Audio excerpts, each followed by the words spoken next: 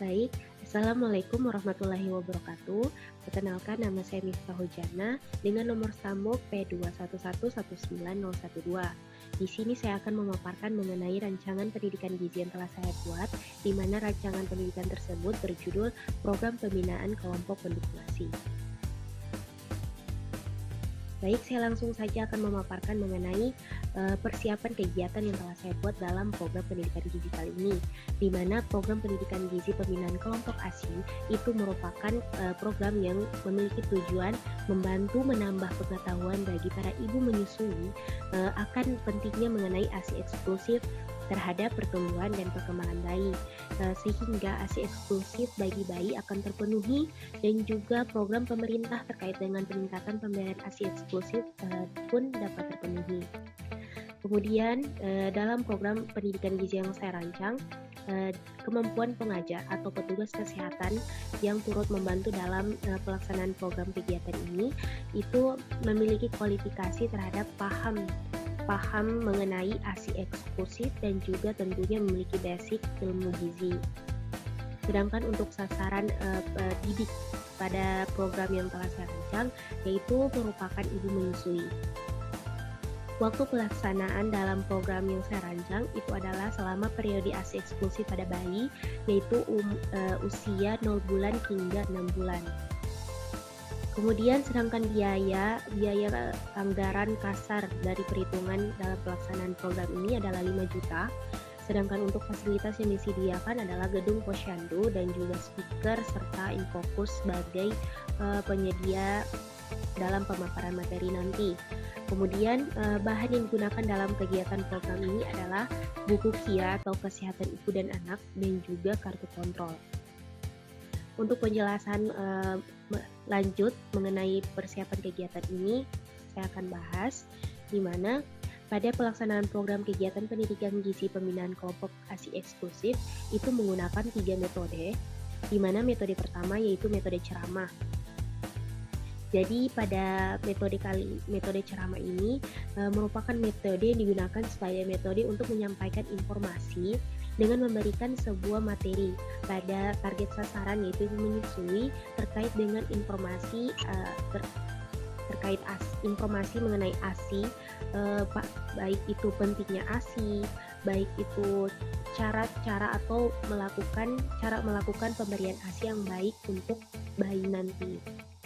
Kemudian setelah pelaksanaan metode ceramah, langsung ke metode demonstrasi, di mana metode ini dilakukan oleh kelompok pengajar atau petugas kesehatan yang mengikuti program pelaksanaan pendidikan gizi ini. Jadi petugas kesehatan itu mendemonstrasikan mengenai cara-cara atau langkah-langkah dalam melakukan pemberian ASI pada bayi, di mana di sini petugas kesehatan mendemonstrasikan hasil dari pemaparan materi sebelumnya. Jadi metode demonstrasi ini merupakan sebagai kontak persiapan pada langkah pemberian simulasi bagi para peserta target sasaran yaitu ibu menyusui. Nah, setelah melakukan kegiatan metode demonstrasi oleh petugas kesehatan, kemudian lanjut ke metode simulasi dalam lingkup diskusi kelompok. Metode simulasi ini merupakan sebuah metode sebagai bentuk perlakuan dalam memberikan arahan untuk target sasaran atau ibu menyusui untuk mempraktekkan secara langsung bagaimana cara memberikan ASI yang baik sehingga ASI eksklusif tersebut berhasil kepada bayi.